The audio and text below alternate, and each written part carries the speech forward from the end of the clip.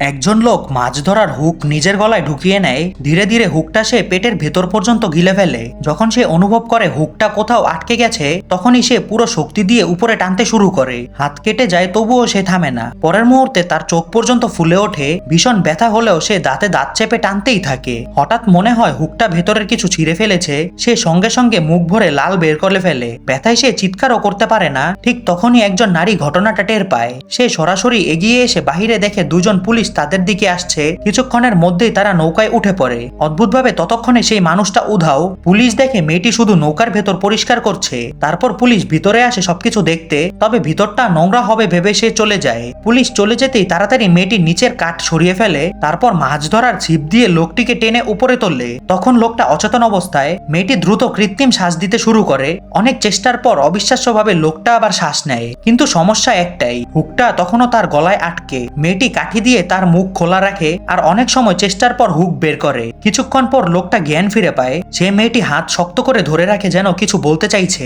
কয়েকদিন পর লোকটা প্রায় সুস্থ হয়ে ওঠে। হে আল্লাহ, আমাদের ইমান মজবুত করে ইমানের উপর মৃত্যু দিন। সবাই বলি আমিন।